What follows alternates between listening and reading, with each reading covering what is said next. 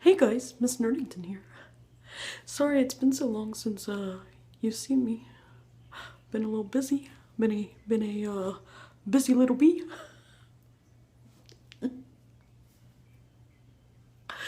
So anywho, I told you guys that I would be doing weekly grammar lessons now, and here it comes.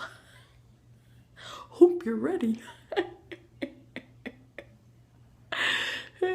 Anywho, so the thing that I wanted to speak with you guys about is something that's a little bit frustrating, I know, to a lot of people, and that's quotation marks.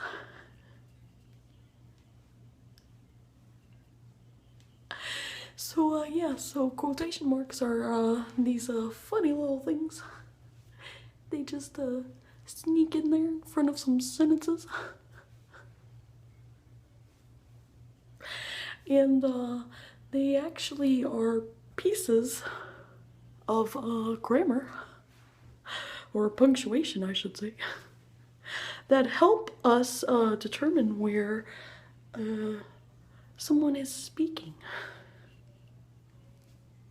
They can also be used to show you what someone else said in another text or a movie.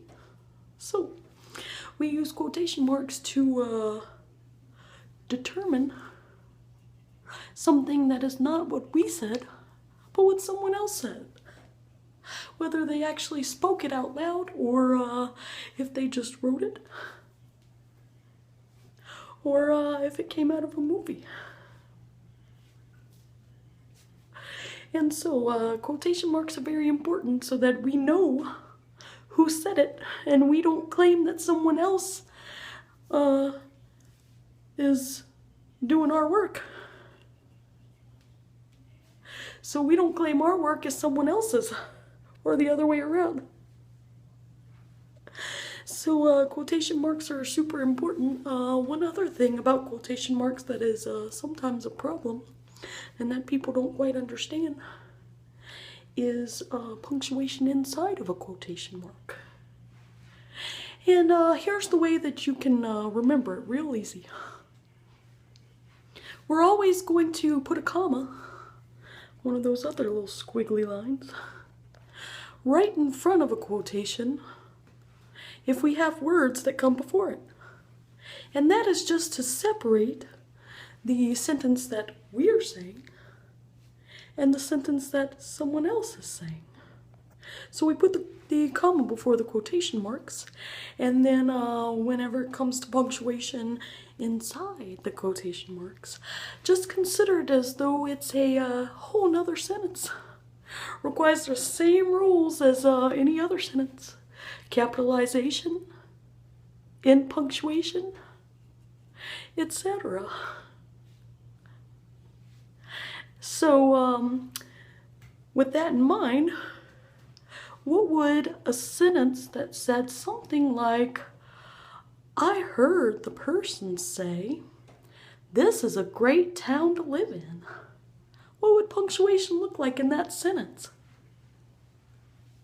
So the part that you're saying is, I heard a person say. So you're going to put a comma right after that say. I heard a person say, comma. Then you're going to put the quotation marks, because now you're talking about somebody else's words. Okay, so I heard a person say, comma, quotation marks. Okay, and then after the quotation marks, you're going to say, this is a great town to live in. So what comes after that, guys? If you want to be very fancy, you could put an exclamation point at the end. This is a great town to live in, guys.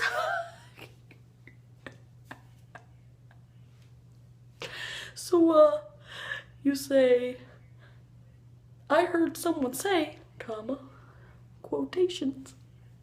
This is a great town to live in! Exclamation point. Now what? Is that all? Nope, it's sure not. It's the end of what the person says, so guess what we need at the end? We need another quotation marks. to signal that that's the end of what the person said. So, we say, I heard someone say, comma, quotation marks. This is a great town to live in. Exclamation point, quotation marks. Easy, right? So these things just go right inside the sentence, and we always have a comma separating what we said from what someone else says. And then we have the quotation marks around the part that the other person said. That's just to help us to understand whenever we're talking and when someone else is talking. When we have an original thought and when that thought is coming from another person. Guys, we don't want to plagiarize, am I right?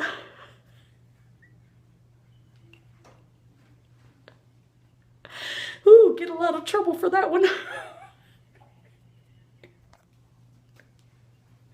So anywho, that's quotation marks in a nutshell. Hope it helped you.